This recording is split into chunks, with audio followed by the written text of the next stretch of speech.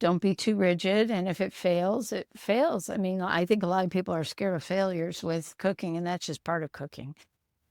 Welcome back to another episode of A Measure of Passion. Today, I have somebody with me that has fed me a lot. And what I mean by that is I want to introduce Becky from Becky's Best. Hey, Becky.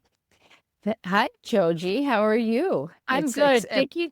Thank you so much for coming on my podcast today. Oh, you're welcome. The pleasure is all mine. Well, So, I love to highlight people who I think have a lot of passion in what they do and spread their joy to other people. And I have discovered you through Facebook because you're a local, I'll call you a caterer or chef. And I've had the pleasure of having you deliver food to my house for special occasions like my birthday, New Year's Eve or New Year's Day, as well as I think Mother's Day, and soon St. Patrick's Day as well. And so it's a really great service, and the food is always first class. And it just brings a special touch to the food that we have at our house.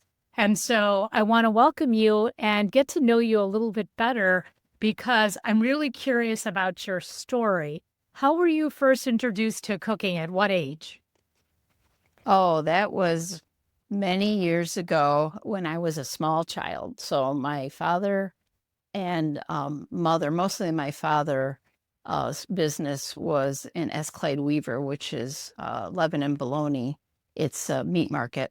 But he cooked a lot. So my father was more the cook in the house. And then when I was really young, I had the Easy Bake Oven that I was doing. And this is before my brothers had the restaurant. So then when when the restaurant was opened, then I was coming along and serving, and then my passion was baking. I wanted to have a bakery. So I knew probably as young as 9, 10 years old that I wanted to bake and do cooking. That was my lifetime passion. So I guess for me, it was a little easy to know what I liked doing. So that was very enjoyable for me. And then I worked my way up. I started waitressing, and I was had a lot of fun with my brother's restaurant like that. So that's how it got started. And then I kind of worked my way up by working with my brothers, and then they and my aunt too on my father's side was a professional baker. So I had gone to Pennsylvania and Kansas, who had proficient bakers. So I was exposed to that my whole life. So I Okay. really, from very young age too. So I really enjoy it. It's just like put me in the kitchen all day, and I'm happy as a clam. Wow. So okay. As a child, did you sell any of your baked goods out of the Easy Bake Oven? I love that. No, I did not. But I did sell my I would bake pies and sell them to customers when I was like 12, 13 years old. Oh, wow. So Were you making your own pie crust at 13? yes, yes, I was. I was working in the kitchen, pie crust and fillings. Peach pie is my personal favorite. And I'm like, I want to make that. And when my aunt was making it, and then I just started playing around in the kitchen. So I'm trying to think. I used to use my as a server. People didn't want to get dessert because it was a buffet style restaurant. It's been in the area for many years, and they would say, "Well, we don't want to get dessert." And I said, "Well, you have room, right?" And they're like, "No, no." And I say, "Well, if I made the pie, would you buy it?" And they're like, "Well, you can't be a baker." And I'm like, I called my brother over and said, "Who made the pie?" And then I made a sale. So I always thought that was kind of funny. But yes, I sold through the restaurant per se, as a server. So that's how I did it like that. But I didn't start baking in the bakery until, oh, my brothers, I sold through my brothers, but I had my own official bakery in the late 80s for 7 years. And so, question for you. So, Eh. there's lots of different types of baking, right? There's baking bread, there's baking pies and cakes. And I know you do all of the above, but what is it about being in the kitchen all day or baking that you find so energizing? Because there are a lot of people who would say being in the kitchen all day drains their energy. So what is it about baking that really gives you energy? Well, I like trying new things. My brother John and I were actually creating something new this weekend. So we were making a peach cobbler that we were creating, no, peach bread pudding specifically for a Rigonato restaurant. They want us to kind of possibly do a peach dessert for them. So it's just the camaraderie, and then when I'm alone, I like it. It's just very therapeutic. I couldn't say why. I guess it's just my zen. Um, and bread baking was great too. I learned that around 18 years old. My cousin was very good. He taught me that. And I even ground my own whole wheat flour for the whole time that I had my bakery for 7 years. So I don't know. I guess it's just like, you like something, and I just like working with my hands and creating things and making new recipes too. I like creating my own recipes. Before there was internet, I was making new recipes all the time. So Yeah, I know that as I've watched people, because I like to cook as well, I think that the idea of creating my own recipe seems really challenging because many people don't realize that there's a chemistry component to baking and cooking. And so you have to try over and over again to get all the measurements correct so that it tastes and rises and, looks the way you want it to look. I think that in my personal mind, I think that's very complicated, but that's something you really enjoy.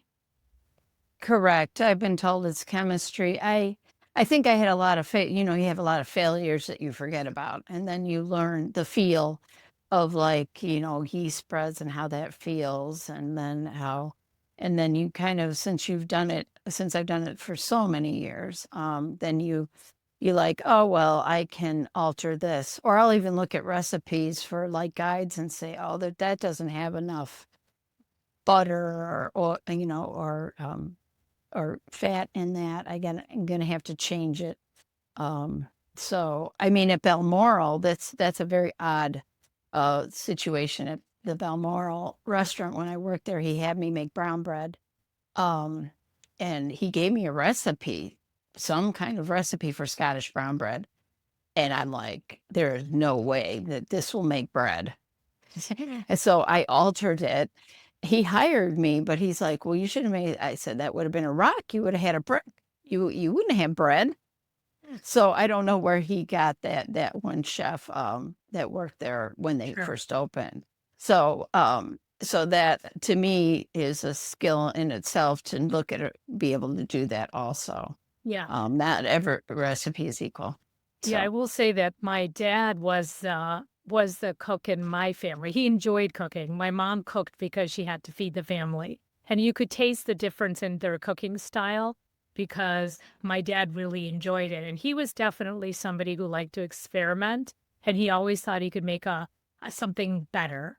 And when I first started to cook, I was very rigid and I loved the recipe. And my dad would say, part of cooking is putting your own flair on it. Like, don't be so beholden to the recipe, add your own style to it. And as a new cook, I couldn't really do that. I would ask him how much salt to put in. And he would say, well, I don't know, get a feel for it. And I would say, Dad, I don't know what that feel is yet, right?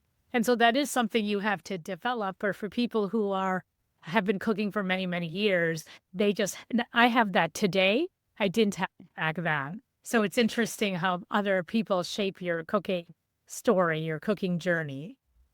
yes, it is. A lot of people are so fearful of it, of trying new things. And I volunteered at Living Well for a while, and then I would teach classes for people that had cancer. And then I would say, just kind of go with the flow, just taste it. And if it doesn't taste right, just add some more salt or whatever comes to your liking. And a lot of people are nervous about doing that.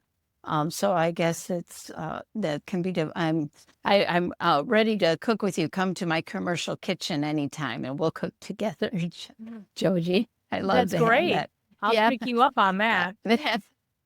Be careful. I'll Yeah, have you there. We'll have lots of fun. yeah, I So, know. I yeah. actually do. The baking is probably my weakest uh, cooking portion, I would say, because I don't, being from India, you'd asked me where I came from. So I immigrated from India and we Hmm. make a lot of bread, but we don't really bake dessert per se. And so because I think it's because the oven is not really there. It's it's a third world country and they may have it now. I haven't been to India in 50 years, so I have no idea.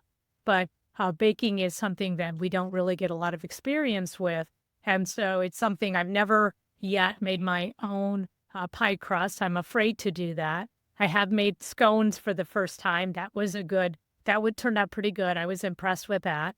And so, I try to continue doing that. But now that I'm a diabetic, I also don't bake as much because of the carbs and the sugar.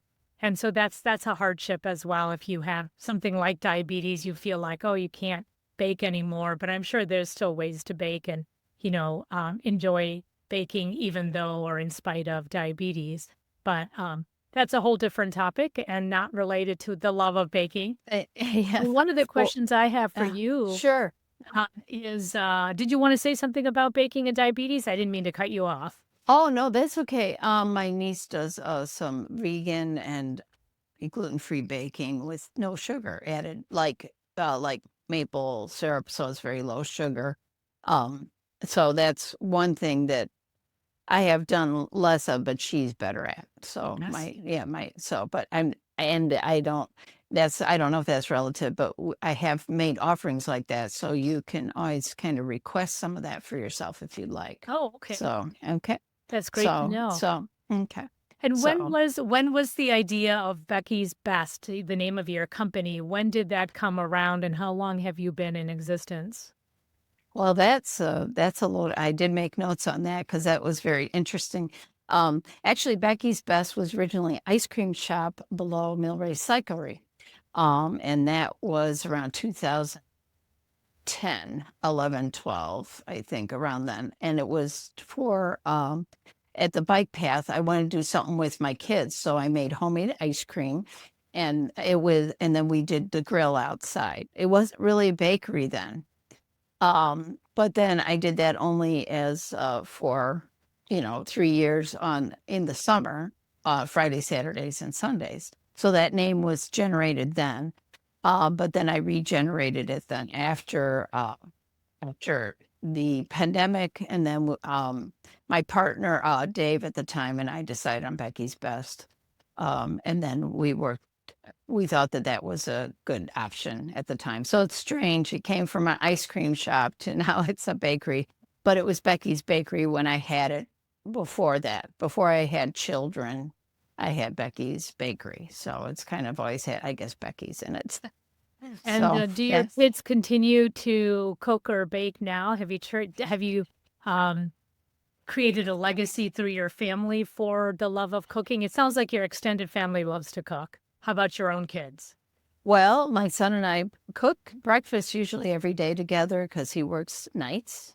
And then my daughter, she just picked it up, I guess through osmosis or something, because I didn't cook a lot. She would play in the bakery around me, and I even have a picture of her with uh, flour all over her face. And so she really enjoyed, you know, uh, being in the bakery. And I don't know, she can decorate pretty well and such like that. My son isn't as good as that, but he likes the nuts and bolts of cooking, and we do it every day. And my daughter still, she loves to cook. She creates her own recipes, so she Okay. kind of has a knack for it. So yeah.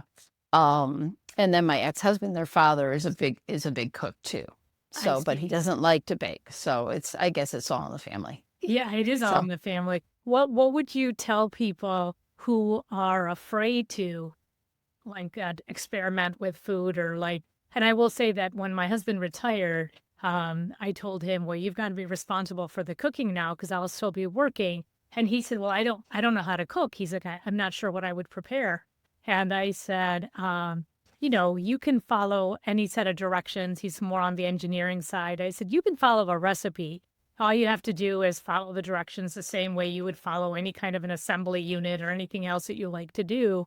But what do you tell people if they'd like to learn how to cook? How do you encourage them to try it out? I would say pick your favorite food and then say, I'm going to make this for myself in my way. And then look at a recipe. The internet's great because you can use it as a guide. Um, Try it out. Don't be too rigid. And if it fails, it fails. I mean, I think a lot of people are scared of failures with cooking, and that's just part of cooking. Um, Cooking is a little easier than baking. Baking can mess up a little more, but that's kind of all the part of the fun of it. I made a cake once that I brought to a friend, and he said it was for reentry. It turned out so bad. And I was a pretty avid baker at the time, but I was trying to making something with Grand Marnier and it didn't work out. So we had a joke. So I mean, even when you bake for years, you can mess up. And I used a regular recipe. I had never fiddled with that. So just don't be scared to have it not work. And I would say just try to have fun with it. At whatever level you feel is fun. Or get somebody that has passion about it and say, because you like to cook, so your husband could ask you to, oh, spend, 10 minutes with me and give me some of your input. If he felt comfortable enough with that. And it can be really hard because like my son, it's like, I have to stand back. No, you have to do this so you can learn. It's Right. not, I'm like, I want to do it for, and sometimes they'll say, well, can you just show me? But I'll say, well, I can't. If I don't do it for you, you're not going to learn.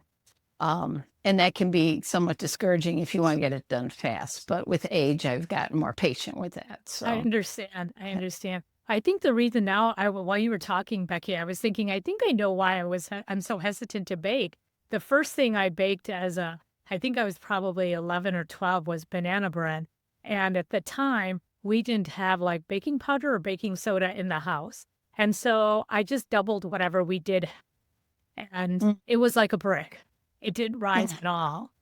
And my whole family was like, "What is this?" And I'm like, "I don't know what happened." I mean, in hindsight, I figured it out, but you can't just substitute whatever you think because of the chemistry that's involved. And so I can understand now where that fear comes from, but I won't willy-nilly substitute unless I've made the recipe. My rule of thumb is the first time I make a recipe, I make it exactly the way that it is. And then I see what it's supposed to taste like. And only after that will I maybe try to, put more of this in or that in. But typically I won't experiment with things like baking powder and soda any longer because I know that they all play like a very important role in the baking process. But which is very true. But for me, they'll say, well, how can you do it? Well, I've done it for years. It's a little different, but yeah, that can, especially for baking. Now, for cooking, you pretty much have free range. It's not quite as scientific because you can like throw a bowl of things together and have it turn out well. So, so yeah. okay. The other thing that I love to do, and it sounds like you might do this a little bit, and not only through the Cancer Center, but also, I don't know, you have a commercial kitchen, but I've always asked people from different cultures or if I have a favorite food. Like I had a friend of mine many years ago, 20 years ago, probably, that was from the Middle East, and I love baklava. And I said, Mhm. oh, I'd love to learn how to make baklava. Do you make baklava from scratch? And she said her family taught her how to make it. And boy, when you make something like that, that's that complicated, you realize why it's better to buy it from the store because it's a Right. very complex process and very tedious for that particular recipe. Hmm. I say the same thing about my daughter and I made a beef Wellington for a family dinner once. And that was also complicated as well, just getting the puff pastry around the beef. And so tend to like to do some complicated things. But I think what I resign myself to is there are certain things you should buy in the restaurant versus make at home because it's a process. Cooking live lobster to me was a horrifying event because I realized you have to buy live lobster and you have to boil them fresh. We'll never do that again in my house. So it's trial and error and you learn something about yourself and the food. But do you enjoy cooking people to teaching people how to cook as well? Or do you Oh, like yeah. cleaning and Oh, yes. food? I love it. I worked in Head Start with kids, and I was Okay. working. I was their cook, but in the summer, so Head Start, it was in Aurora, and we had 300 kids that I cooked for. Because I took off time to be with my kids, so I could have weekends off with my kids. So I took that job for a period of time, so I could have time with the kids. But anyway, yeah, I would teach them to do some cooking things. We get out little books, and we do cooking in the summer when they had less kids. It was more of a childcare situation, and I tried to do classes now, but now at the commercial kitchen, there's a lady that specifically only teaches kids parties, which is fine. I love teaching, but I'm not as structured as maybe I should be with kids, or even adults. But that is freeing for some people. When I've done some classes, then they feel more free. It's like, oh, okay, well, we'll just do it like this or do it like that, and then that makes it uh that they feel like, oh, okay, well, then if she's like that, then I can do it that way. You follow what I'm Yeah. saying? Does that make sense? Yeah. There's many So, ways to do it. and so, but I really enjoy. I like teaching, but I guess I like anything to do with food, teaching, cooking, anything, making anything new, creating something new, or making people laugh. I mean, the farmers market now that is every other Sunday, I go around and do a video. There's some people might know I go around and do live all the time. And in the pandemic, it was very awkward in the beginning. But you just kind of go with it, and that's where I got the hat thing. I put a dish towel on my head. I said, I'm having a bad hair day. It's the pandemic, and then it started with that. And then I put different things on my head. Yeah, and let's So, give a shout out to the green market. I believe that's what you're referencing. Do you want to share when correct. it's available? Yeah. That'll be this next Sunday. It's 11 to 2, so it's a week from today. And then it's local farmers. So I really want to include the local farmers in this. Um, because I have, in the winter they need work too, and they're usually so busy in the summer, so they have some things they can sell like eggs, and then they have local meat like chicken and beef and such. And then I have a lady that does microgreens also. So, but this is only the winter market because there's plenty of summer markets, so the green market just does it in the winter. And then on Saturdays we have the market at 415 Stevens Street that I work with my brothers every week. And we have, it's whatever we all feel like cooking. So my brother, what soup he feels like making. So it's kind of like going to grandma's house, what is available today. So we do quiches and such. And then the teas are special order because they are so labor intensive, but that's like my passion to do the teas and any kind of baked good.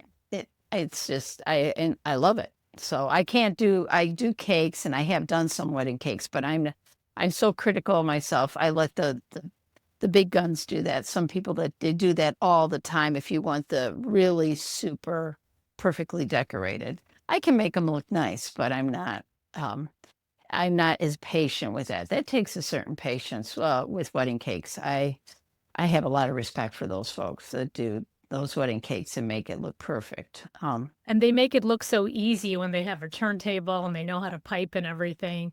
They definitely make it look like it's just so simple to whip out this beautiful cake, and it's quite not that easy when you're first starting to do it for sure. I'm not a cake decorator. I wanted to take a class for a long time, but I can't really find a local class to do it, and I don't want to drive all the way to Downers Grove to take one at the big shop to go over there.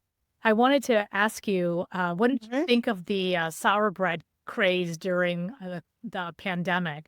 My husband and I got into sourdough at that time, like every other human being did, I think, at that time, just to pass the time and learning all about chemistry, but also about the mother, the mother and keeping it and feeding it and all that kind of stuff. Did you find that humorous being a baker and having done it for so many years? And it was like somebody found it and it was like the whole world discovered sourdough one day and that you don't have to live in California to make it. What did you think about that whole thing?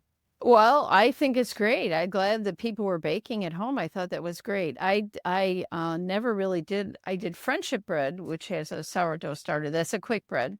Um, but I did more of the fresh breads. So like I would fresh grind my whole wheat and then make the bread from that. That was when I had the bakery.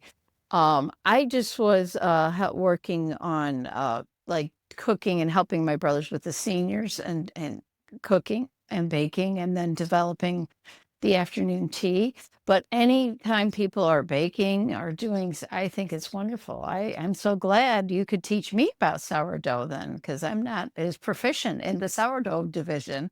It's just, you learn so much. Tasting History is like one of my new favorite channels also, where they go back in the history and the gentleman, it's Max Miller, I believe is his name. He he's not really a cook, but he goes into the history. So then he'll make, which is really good. He's like, well, in the beginning, he's like, I'm just going to follow this recipe exact. And it was very different. I mean, he'll go back to Roman times and things like that. And I just love learning anything new about cooking. So anything with cooking is great. And people, and actually people that haven't done it before are they're a little better with following a recipe. Like him with Tasting History, I'd be like, oh my gosh, I don't want to follow this. But it's things that they didn't have at the time. You have to Right. be correlate with them. So that's and I think that anything I just want people, my whole thing is I always want people to have passion about food or cooking or the experience with it. So like I like to I met with a woman who was going to have a tea for 50 people, and I want to make sure that she has what she wants specifically for her wedding shower, for her daughter. And go over details, and then we'll make samples, see exactly what she would like to have. So Yeah. that's, And I want to yeah. comment about that because I think that, when people go and look up Becky's Best and you see the photos that we're going to include in this video, you will see the attention to detail that Becky provides for your table. I mean, it is exquisite. Even if you don't anticipate that, the kinds of accessories that she gives you, the tiny, beautiful spoons for the jams and the butter and the little, I mean, she doesn't skimp on the accessories to make your table look fabulous. And that's what I think I wasn't prepared for, for the birthday or for Easter or whatever, is that the actual presentation ends up looking spectacular. And so it's like, you don't have to really do anything. Becky will make your table look gorgeous. And so that's one thing I wanted to highlight, Becky, because you take care of the little details that really make a presentation. I mean, people eat with their eyes a lot. That Yeah. and so you make such a beautiful table that I definitely wanted to highlight that for the listeners and for the people who will be viewing this video, that it is just you bring so much beauty to your food that I am always just taken aback by how beautiful the food is that you bring to my table, I will say. Well, thank you so much. It's my pleasure.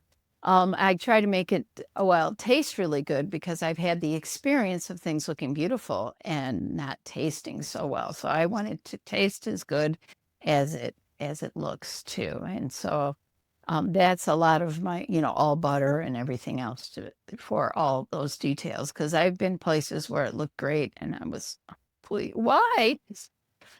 But so yeah, I try to, and then I appreciate that compliment. So yes, I always I like to make events be memorable as much as possible and food and events are memorable in family settings. And that's my goal. Yeah, and I think So it's one of the joys of living in a community like this one. I mean, obviously, you have done a lot of different events for the community, but I also love supporting a small female business because, we need to let people know you don't have to necessarily go to a restaurant to have high quality food. There are people like Becky in the community that would love to cater an event, especially something so personal like a wedding breakfast or a wedding tea or a shower, the bridal shower tea, because those are things that as a mom, I look forward to doing,